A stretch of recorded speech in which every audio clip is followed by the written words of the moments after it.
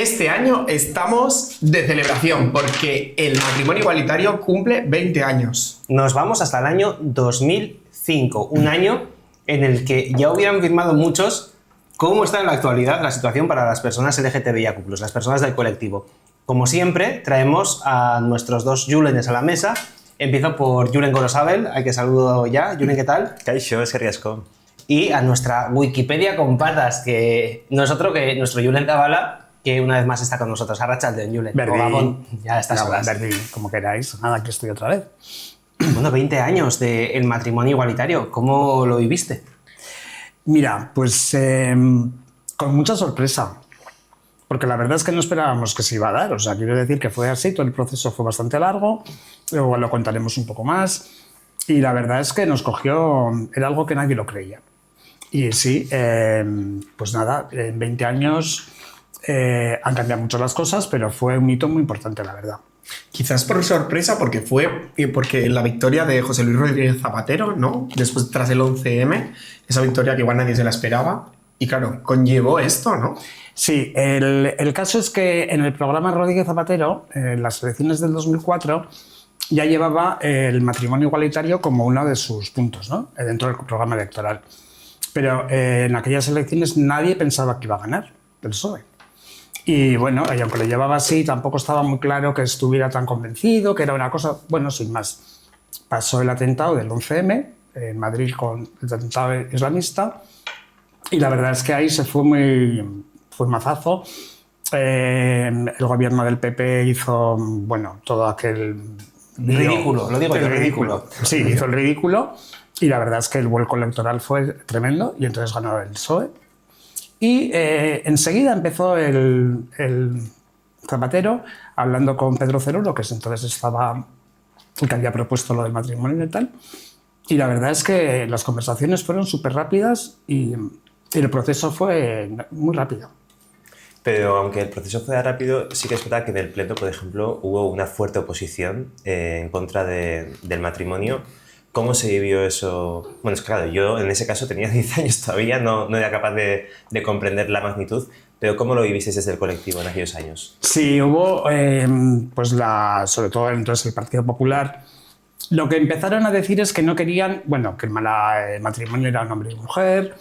La derecha más rancia empezó a hacer manifestaciones. Se creó, unos días antes de la aprobación, en junio de hace 20 años, se hizo una manifestación que por primera vez fueron las dirigentes del PP y también por primera vez aparecieron los obispos. Creo que es la primera manifestación y la última que han ido. Y estuvieron 20 obispos en la manifestación con todas las banderas españolas, en fin, hablando de Zapatero, se te ve el plumero. Qué fantasía, ¿no? Sí, fue, tremendo. También te diré una cosa, a mí hay una cosa que me mosquea mucho, me vais a permitir un break, y es que la derecha utilice la bandera como si fuera suya. Es la bandera de toda una nación y a mí es una cosa que particularmente me mosquea mucho. Totalmente. Y que la utilicen en manifestaciones de ese tipo, como diciendo que España no es España somos todos. Eso para empezar. Perdona. Sí, es que es cierto porque además sobre la bandera misma es donde ponía familia, igual a hombre y mujer, o sea, quiero decir que la utilización era absolutamente descarada, ¿no? Sí. Por parte, la que organizó la manifestación era el Foro Español por la Familia, que hoy en día está desaparecido, pero en aquel momento fueron muy... Qué bien está ahí. Es que hubo gente incluso como que lo asoció como a casarse con un perro, ¿no? O sea que... Sí, las declaraciones fueron tremendas.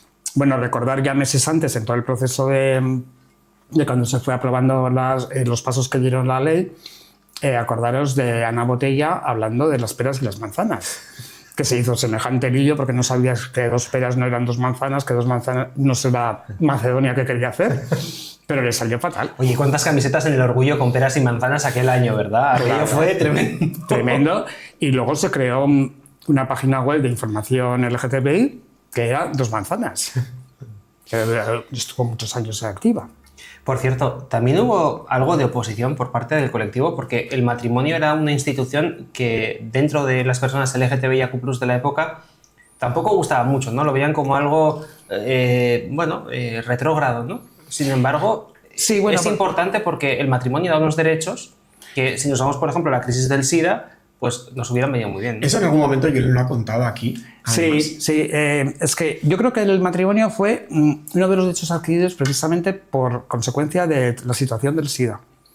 Lo mal que se pasaron las parejas que quedaron solos, o sea, cuando murió uno y no había derechos ni de herencias, ni de pensiones, ningún tipo de derecho. Ni poder entrar al hospital. Ni poder entrar al hospital, efectivamente, y que quedabas en la calle. Y familias que no se hablaban con sus progenitores porque eran homosexuales, habían estado igual 30 años con su marido, bueno, con su novio, porque no había matrimonio entonces, evidentemente, y tenía más derecho a opinar el padre que la persona con la que estaba compartiendo su vida. Claro. Es que es tremendo. Terrible, imaginaros que no puedas ir al hospital a visitar a tu pareja cuando estaba en procesos muy graves y casi de, bueno, hasta O que al muere, entierro ¿no? o lo que sea, ¿no? Es muy terrible, fue terrible.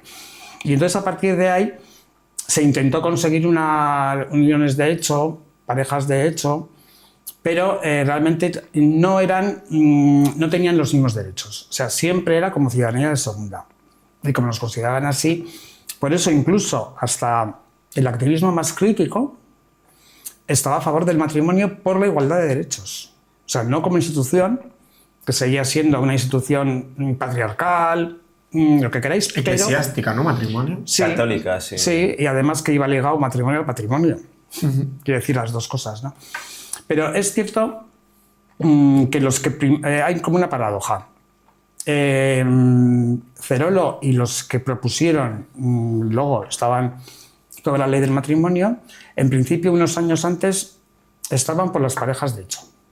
Y en Ni cambio, siquiera ellos. ni siquiera ellos, porque pensaban que no era posibilista, que no se iba a conseguir. Que no era realista, ¿no? Que no era realista. Pedir Entonces eso. dice, pedimos uniones de hecho, uniones civiles, parejas de hecho, y de esa manera Vamos conseguimos bien, ¿no? los derechos. Algunos, no todos. Pero fíjate que pese a ello, fueron con todo, que es una cosa que sorprendió entonces. Fueron con todo y además, aunque fuimos los terceros en aprobar esa ley, fuimos los que la aprobamos con el derecho a la adopción, porque ni en Holanda ni en Bélgica existía ese derecho, aunque sí que estaba aprobada la unión entre personas del mismo sexo. Entonces adelantamos por la izquierda, ¿no? Digo yo. Sí, sí, y además podemos decir una cosa, porque quería contar de Cerolo y los que estaban entonces en la FER no tenían estas ideas como tan claras, no estaban tan por el matrimonio, pero Cerolo tenía un gran poder de convicción. Y a su vez hubo que hacerle un convencimiento también a él para que estuviera a favor del matrimonio por la igualdad de derechos. Y a partir de ahí, realmente es lo que contáis. O sea, quiero decir que fue el procedimiento entre Canadá y España fueron a la vez. Se aprobó unos días antes en España, pero bueno, queda tercero o cuarto, da igual.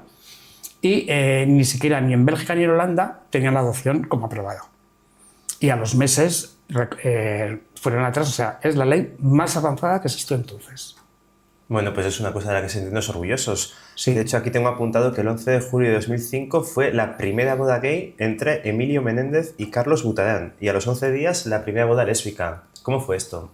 Sí, fue pues un impacto porque se aprobó la ley el 30 de junio del 2005 y se publicó en el BOE el 2 de julio y al día siguiente entraba en vigor. Luego los trámites de unos cuantos días y la primera pareja que se casó en Tres Cantos fue espectacular. Vamos, o sea, las imágenes en sí son... No es que la prensa iría a cubrirlo, me imagino. Sí, sí, además son unas imágenes que llaman mucho la atención porque es una pareja que llevaba muchísimos años juntos. En el caso de las mujeres fue más complicado porque no tenemos la foto de la primera boda. Sí hay una foto, pero de espaldas. No se les llega a ver la cara porque no querían salir públicamente, no hay tanta visibilidad y están de espaldas, pero sí que son Tina y Verónica. A mí lo que me llama la atención de este país es que la derecha todavía, en un principio no, o sea, estaba en contra, quitando a Celia Villalobos, que fue la única así voz discordante. Y luego les costó todavía unos años, ¿no? Hasta la boda de Maroto, Sí, que fue Mariano Rajoy. O sea, Es que es que me alucina. Es ya la paradoja, el mundo al no, revés. el Es la PP hipocresía. fue de una hipocresía total porque, quiero decir, el primero que se casó del PP fue al año siguiente, en el 2006, un concejal de Orense que hizo una primera boda así también como muy... Si es que el matrimonio es de derechas, en el fondo. Estaban encantadas de tenerlo. Pero tenían que hacer el papel. Tenían que hacer, Tenían claro. que hacer el papel. Y entonces se hizo pues una boda de esas tradicionales y tal. Y resulta que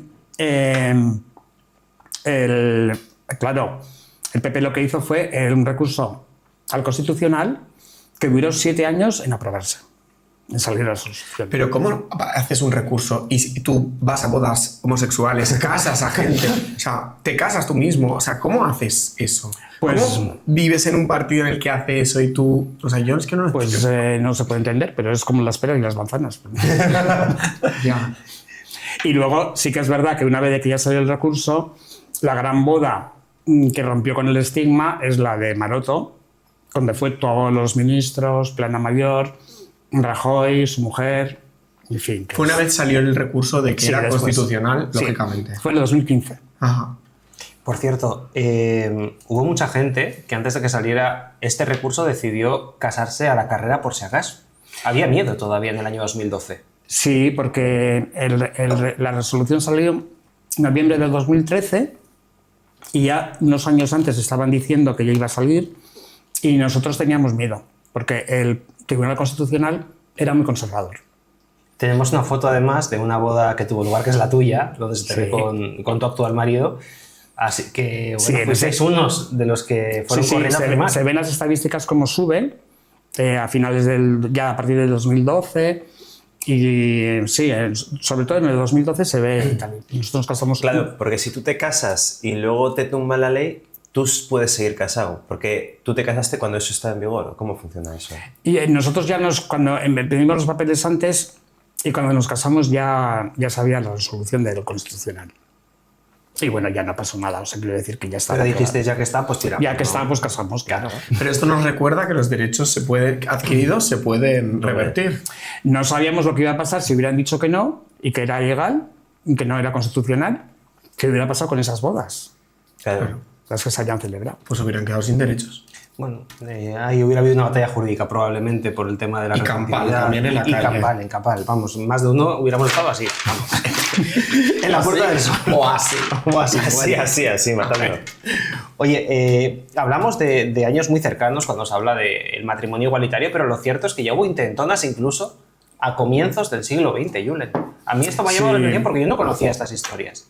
Si hay una historia, claro, echa la ley, echa la trampa.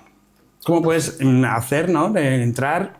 Y es verdad que cuando solamente había matrimonio eclesiástico, hubo una pareja de mujeres en Galicia, Marcela y Elisa, que se casaron. Hombre, una fue un poco, se tuvo que hacer de hombre, fue como Mario, y existe la foto de la boda. Y, Eso es un gol en toda regla. Sí, un gol en toda regla. Ella de tío, les casó el cura, Es que es caso el cura. O les sea, casó el cura. Lo que pasa que luego fue muy... O sea, se dieron cuenta y les estigmatizaron un montón desde los medios de comunicación. En la prensa del momento ahí, cómo les atacaron. A machete. Y se tuvieron que ir a Argentina, luego ya desaparece su historia, no se sabía de ellas. Pero fue terrible. No es el único caso, también hay casos más cercanos en los años 80, en los años 90. Sí, peticiones de matrimonio y tal. Hay en el año 87 unos de Vic, luego también en Estados Unidos también alguien coló y se casaron en el 71 porque no había leyes en contra, en el Minnesota. Y luego les aceptaron, cuando se aprobó el matrimonio en Estados Unidos, en el 2015, Sí, por ahí, sí. sí, 2015, se hizo, les reconocieron el suyo. De todas maneras, hace poco vi una entrevista a la actriz Anabel Alonso en el que la presentadora le preguntaba que cómo vivió el rodaje de la primera boda lésbica, que fue creo en 7 vidas, si no me equivoco, que tuvo lugar antes de 2005, antes de esta ley. Y Anabel comentaba que llegaban muchas cartas a plató, vamos a decir, de personas LGBT de los pueblos de España que les costaba mucho vivir su sexualidad abiertamente y les agradecían a los actores y a los directores el haber hecho llegar este tipo de mensajes a pueblos sin los cuales probablemente no llegaría este tipo de mensajes allá, ¿no? Porque realmente en una gran urbe a veces es más fácil vivir tu sexualidad, pero en los pueblos no tanto. Y claro, luego ver que esto se materializa en una ley realmente he escuchado incluso declaraciones de personas homosexuales que decían que fue la primera vez que se sintieron orgullosos de pertenecer al país que pertenecemos, ¿no? También fue como una subida, ¿no? de orgullo para Sí, el muy colectivo. grande. Muy grande. Y hubo ya representaciones en cine, en televisión, de chicos y de chicas en esa misma época que, bueno, Tenemos ahí física o química también, ¿no? También. Que es de aquella época. cambiaba Javier. muchísimo ya el carácter y cómo se veía la homosexualidad, ¿no? Yo creo que aporta también normalidad a todo, ¿no? Nos equipara igual. Es una historia de derechos, de igualdad. Pero Sí. sí que es verdad, y haciendo hincapié en lo que dice Garasi, que desde que se aprobó el matrimonio lo hemos tenido más fácil gracias a Dios. Es verdad que hay mucho por hacer, lo que queráis, pero desde aquel año 2005 y después de todo el lío que montaron todos los cavernícolas que salieron a la calle en aquella manifestación que daban vergüenza ajena, es verdad, daban vergüenza ajena. A partir de ahí hemos podido vivir mejor y se ha notado mucho en el ambiente. Sí, y a Zapatero, por ejemplo, él siempre dice que lo que más le agradece la ciudadanía cuando se lo encuentra por la calle es esa ley. Y decía que si él tuviese que elegir un discurso político de toda su trayectoria política, sería ese el discurso que dio, que yo lo he visto en YouTube, que es un discurso precioso. Hombre, es muy importante porque cuando se aprobó la ley, el discurso que dijo, a partir de hoy, este país es un país más decente. Sí, Son unas frases... es que es verdad. claro. Es que tiene razón. Tiene toda la razón. Completamente. Bueno, sin embargo, todavía hay gente que se opone a esto y es verdad que las redes sociales yo creo que están haciendo mucho daño en volver atrás y en volver a encontrar a esos cavernícolas que salieron a la calle en Madrid cuando se estaba aprobando esta ley. Es una pena, no sé. Evidentemente, como dice Garasi, los derechos se pueden perder y hay que estar atentos, ¿no? Sí, además es que ahora estamos en una fase que hay discursos de odio por todas partes, un aumento, ¿no? En redes, tal, y hay que estar alerta, como digo siempre. Y además, bueno, hay que recordar que gracias también a esta ley se abrieron otros muchos derechos, ¿no? Que ahora también se están cuestionando y, bueno, que también hay que tenerlos en cuenta, Julen. Sí, es que la ley lo que hizo es equipararnos y además fue pionera. Podemos decir que es el primer país con toda la igualdad, con los mismos derechos, y entonces abrió camino, ¿no? Y luego se extendió como una mancha de aceite. O sea, en sociedades que podíamos pensar que eran muy conservadoras, pues se fue aprobando. Y hoy en día son 39 los países que ya tienen la ley de Sí, eso te iba a decir, igual no fuimos las primeras, que fuimos las terceras o las cuartas, es Da un igual. lío, pero Sí, ahora hay un fuimos los que mejor montón lo de hicimos. países. Los que mejor lo hicimos. Y luego en 2007 fue la ley trans, no sé si en época no se llamaba así, que tenía mucho que mejorar, pero sí que fue como, ¿no? Después del 2005 y el matrimonio homosexual en este caso, También la se hizo- amplió un poco. También la hizo Zapatero y quiero decir que es la ley que entonces con los colectivos el trans querían. O sea, que es realmente la ley que ellos querían y oh, A ver cómo se dice eso, a ver. Despatologizaron. lo que era la transexualidad. Bueno, pues yo creo que es un hito del que tenemos que estar orgullosos como españoles y eso es importante, ¿no? Siempre tenemos a veces ese complejo, lo hemos hablado en micrófono cerrado de... Luego de sí ser que es verdad que hay pero- una parte del colectivo gay en este caso que piensa que como ya se consiguió el matrimonio, ¿para qué vamos a conseguir más derechos? ¿No? Como que ya nos quedamos aquí. Y yo creo que hay que seguir un poco avanzando y yo creo que ahí hay otras letras, otras siglas del colectivo que siguen empujando y todos vamos en la misma dirección. Hombre, más que nada porque hay una frase que dice, ya que tienen el matrimonio, ¿ahora qué quieren? Eso es que ese es un topicazo. ¿No? ¿Ahora qué más quieren? Hombre, pues podemos contar cómo todavía hay bullying en el colegio, cómo la sanidad se nos trata, a veces hay discriminaciones, sobre todo a las mujeres lesbianas, no hay un trato o transexuales. En el aspecto laboral, mucha gente todavía no se declara como tal. Hay que decir que hay... Voy a poner un ejemplo y voy a abrir un melón en esta mesa. ¿Cuántos futbolistas gays conocéis? He dicho que voy a abrir un melón. Lo he avisado. A ver, yo en general el fútbol no controlo. No conozco nombres. Yo no hablo fútbol. Solo es una No, pero, chica.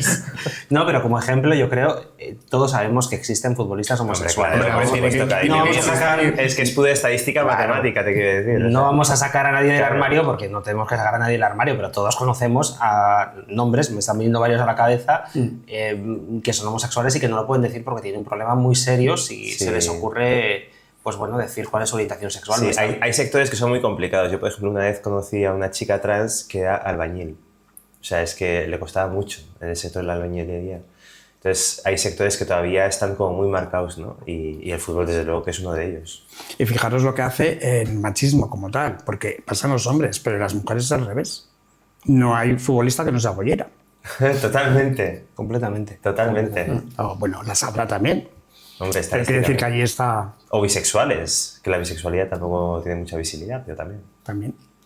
Pues si os parece cerramos con una conclusión. No sé qué os gustaría decir para cerrar esta mesa de hoy en la que hemos conmemorado estos 20 años de esa ley que nos hace ser orgullosos de pertenecer a este país. Es que 20 años ya, ¿eh? Es un montón. Yo estaba en la universidad entonces, cariño. Yo era menor de edad. Es que es tan joven esa Julen. Yo me quedo con la frase de Julen de que los derechos hay que estar siempre en guardia para no perderlos. Y felicidades por estos 20 años. Yo sin más, es que es algo que no habíamos pensado nunca que iba a llegar. Es que esas... Y lo hemos podido vivir ya 20 años. Y que, bueno, ¿cuántas historias tienes que contar tú, Julen, que viviste en los años 80 en una época mucho más complicada? Claro, y en fin, bueno, pues... Es que hemos pasado del blanco y negro, ¿no? De repente al color, poco a poco, sorprendentemente. Sí. Coge, Como en el Mago de Oz. cariño. Venga. Como en el Mago de Oz pasa. Somewhere over the rainbow. Pues cariño, muchísimas gracias por haber estado con nosotros. Eskerrik asko, Julen. Eskerrik asko, Julen. Y hasta la próxima. De acuerdo.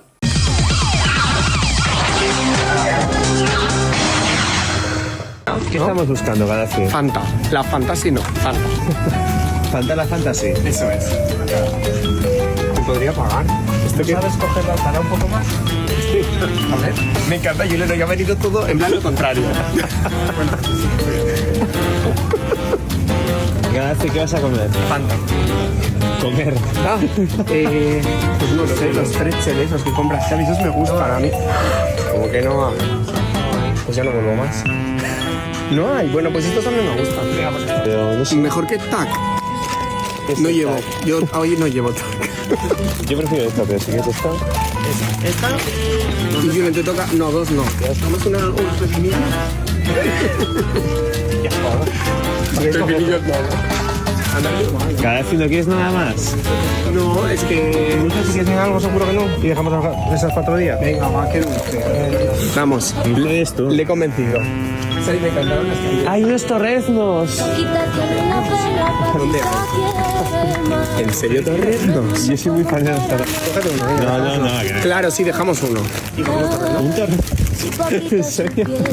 A mí es que yo estoy muy por la labor de los torreznos últimamente. Un poco nos ayuda. Venga, ya está. Señora niña bonita. ¿Tú no quieres los torreznos? Y luego nos moriremos antes. Se acabará el planeta. Sí.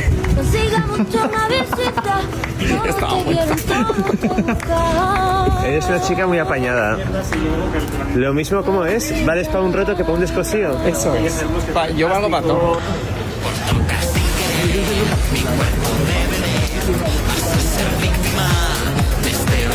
Te miro como la cara. Cabro, venga. ¿Qué crees? No sé. Yo creo que no sé.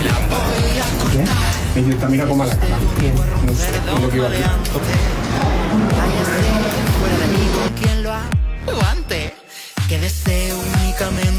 Continuamos hablando de tecnología. Tecnología que una vez más llega de la mano de nuestro ingeniero de cabecera, que no es otro que Jesús Martínez, al que saludo ya. Jesús, ¿cómo estás? Muy buenas tardes. Muy buenas tardes, Xavi, a pie de cañón. Como siempre, como debe de ser. Bueno, tecnología que tiene que ver con la reducción de la jornada laboral a 37 horas y media. Seguramente más de uno que nos esté viendo ahora dirá, ¿pero qué están diciendo estos señores? No me habían dicho a mí que iban a hablar de tecnología. ¿Qué hacen hablando del mercado laboral? ¿Qué hacen hablando de economía? ¿Qué hacen hablando de estos temas que a priori no tienen nada que ver con lo tecnológico? Pues se equivocan, porque esta medida que pretende tomar el gobierno tiene un pequeño apéndice tecnológico del que no se está hablando mucho y que cuanto menos inquieta. Hoy vamos a hablar de ello y lo hacemos con nuestro ingeniero de cabecera, con Jesús Martínez, que forma parte de la plataforma Geopoder. Jesús, como bien digo, es un tema que a priori parece económico, pero que tiene esa variante tecnológica que inquieta. Tiene muchas lecturas. Las uniones de trabajadores como comisiones o UGT le dan una lectura democrática. Dicen que van a perseguirlo de manera democrática. el gobierno pues contará que es para poder regular la jornada de 37 horas y media y que se trabaje esa cantidad de horas. Pero luego hay otras lecturas, otro paquete escondido de Gran Hermano que viene detrás de esta ley que se aprobó el 6 de mayo, está por el Congreso, creo ahora, si no me equivoco. Esconde también un pequeño paquetito de Gran Hermano en el que se va a obligar a los trabajadores a fichar ellos mismos en el momento, la hora que entran y la hora que salen. Hasta ahora había una obligación de que las empresas registrasen las horas trabajadas, pero normalmente se hacía de manera retroactiva. Pues al final del mes tú rellenas unas hojitas, más o menos trabajas estas horas, tal, y lo entregas. Y cada día, cada mes son iguales. Tú realmente lo rellenas de manera automática. Pero ahora esta ley va a obligar a que tú, como trabajador, de manera unívoca, personal, sin ningún tipo de intervención de la empresa, fiches a la hora de entrar y a la hora de salir. Y esta información tiene que estar en una base de datos accesible por Hacienda en cualquier momento, ¿no? De manera que muchas empresas saben que generan esas facturas que automáticamente se mandan a Hacienda y se actualizan en solo un par de días. Tienes que hacer después de que se genere la factura, de manera que Hacienda ya empieza a sacar números de lo que haces muy rápidamente. Sumamos esta nueva tecnología que se implementará en las empresas, pues probablemente a final de año como mucho, y va a obligar a implementar nuevos sistemas. Han borrado además de un plumazo los sistemas biométricos de huella, de cara. No les parecen bien los de tarjetas, porque yo te puedo dar mi tarjeta y hay 5, ¿no? Como me cuentan a mí a veces, se van 5 a la cantina y cada día vuelve uno con las 5 tarjetas de los demás, ¿no? Te vas turnando. Los 4 se quedan en la cantina y el quinto se vuelve con las tarjetas de los demás. Entonces, ¿esto qué lectura tiene? Muchas. El gobierno, pues, que es para como veníamos hablando, para facilitar la vida familiar. Claro, es una cosa positiva. Otras lecturas es que hay estudios que han calculado la cantidad de horas extra que se trabajan en España y que no se contabilizan, por lo tanto no se pagan impuestos. Además serían impuestos más altos porque son horas que se pagan siempre a un ratio más alto, y entonces el gobierno necesita recaudar. Pero claro, al mismo tiempo, para recaudar, que te están diciendo, como dicen las uniones de trabajadores, es un derecho democrático. Bueno, trabajar menos horas, pero no sé si es un derecho democrático que te monitoreen todos los días y te hagan un seguimiento. Pero que te geocalicen, ¿no? Básicamente, geolocalicen. Sí, totalmente. Eso, se ve que eso también es un derecho democrático ahora. Entonces es controversial y vemos distintas lecturas. ¿Cuál es la lectura como ingeniero que eres, que haces de este tipo de sistemas? Es decir, ¿qué peligros pueden acarrear? Porque sé que además has trabajado en sistemas de estas características, ¿no? Para otras cuestiones, para otro tipo de necesidades, pero los conoces muy bien. ¿Cuáles son los peligros que ves si finalmente se implementan estos sistemas en todos los centros laborales? Pues el principal problema que quizás hay es en las administraciones públicas. Por decirlo de una manera un poco como con broma, ¿no? En el sentido de que en muchas empresas privadas ya se hace. Muchas empresas privadas, naves industriales de manufactura, pues es muy común que los trabajadores fichen al entrar, dejan su teléfono en una taquilla, llevan una tarjeta que les identifica pues al entrar en una zona, al entrar al baño y al salir del baño, ¿no? Y esto pues también permite una mejora en la eficiencia del trabajo. Claro, en las administraciones públicas esto es difícil de implementar. Pueden correr ríos de tinta. Como has dicho, pues nosotros estamos desarrollando a nivel privado unas aplicaciones que utilizan estos sistemas de seguimiento en interiores para mejorar la eficiencia de espacios muy complejos, y normalmente las opiniones que estamos escuchando son del estilo de, bueno, en zonas que son en espacios que son de funcionariado de distintos tipos, pues si esto se implementase sería una revolución y quemando contenedores en las calles. Entonces, las implicaciones pues tienen varias. Obviamente, estar siendo controlado en tu espacio de trabajo no es agradable. Por otra parte, es beneficioso porque mejora la eficiencia, pero claro, en los ambientes de funcionarios quizás no sea bienvenido. Y también al final del día es un control estatal más cercano del ciudadano, que cada vez más va obteniendo datos de los ciudadanos en distintos ambientes en los que están. Claro, fíjate, porque sí que es verdad que vemos desde hace ya varios años cómo hay una especie de intento, ¿no?, de controlarnos hasta prácticamente cuando vamos al servicio, ¿no? Entonces, con una medida como esta, que parece que contenta a todas las partes, por un lado a los empresarios pues les contenta porque dicen, bueno, el trabajador va a ser eficiente y lo voy a poder garantizar con estos sistemas. Luego el trabajador dice, bueno, voy a trabajar menos horas, voy a poder conciliar mi vida familiar, por lo tanto también estoy contento. Y el gobierno dice, encima yo voy a recaudar más dinero porque me voy a asegurar que todas las horas extra se cobren. Pero claro, es que, como bien decías al inicio de la entrevista, estamos poniendo en marcha un gran hermano que hoy puede ser para algo que a todos más o menos nos contente, pero que el día de mañana pues, puede tener unas implicaciones para otro tipo de cuestiones que no sean tan bonitas, digámoslo así, ¿no? Sí, y además luego está la parte en la que, como viene siendo la aplicación a la realidad, el gran hermano es para los pobres, pero luego los que a lo mejor tienen cargos en sitios que luego no van, pues a lo mejor a eso les dan una manera de que no tengan que fichar. Quizás hubiera sido una buena solución, ¿no? Ciertos cargos que tienen un nivel de absentismo muy grande y que no estás en su puesto de trabajo, aunque lo digan sus contratos, pues sería una buena manera, ¿no?, de poder mitigar esos problemas. Lo que pasa es que luego encontramos al final esa realidad. Esto se aplica a los que no pintamos nada, pero cuando sería interesante que esto aplique a cargos más importantes, pues probablemente encontremos que no sé, el móvil no funcionaba, o la detección no funcionaba, o se perdió el ordenador. Y tú, Jesús, que eres ingeniero, ¿cuál es el truco para saltarse estos sistemas? Venga, cuéntamelo ahora que no nos escucha nadie. Pues la verdad que estos sistemas, la ley está bastante bien planteada en el sentido de que elimina los datos biométricos por temas de privacidad. Fíjate que en ese sentido sí que está bien, porque no quieren que se guarden datos biométricos de un iris, de un ojo, una huella dactilar, una cara, etc. Entonces se están fomentando sobre todo las aplicaciones móviles, con lo cual dificulta ya un poco más ese hecho de pues no sé, darle la tarjeta a tu compañero y que fiche por ti. Aquí tendrías que darle, si utilizas una implementación de aplicación móvil, pues tendrías que darle tu móvil.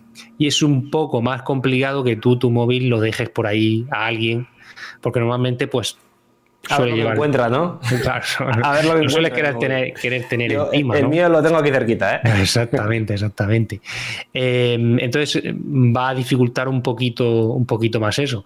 Entonces, cuando quieran saltarse este tipo de cosas, pues tendrán que ya ser un pelín más elaboradas, ¿no? Pues bueno, pues que tenga 2 teléfonos. Tienes 2 teléfonos, pues ahí lo tienes. Pero si ya se implementase este tipo de tecnología en un entorno un poco más sofisticado, donde no solo se sensoriza la entrada y salida de un edificio o de una nave, por ejemplo, sino que a lo mejor también se aprovecha con unas tecnologías como las que nosotros estamos trabajando, de sensorizar y detectar en otras zonas, pues sí que podría ver, oye, este teléfono móvil, aparte de una vez entrar por la entrada, luego ya se ha quedado fijo en un sitio y no se ha movido durante 6 horas.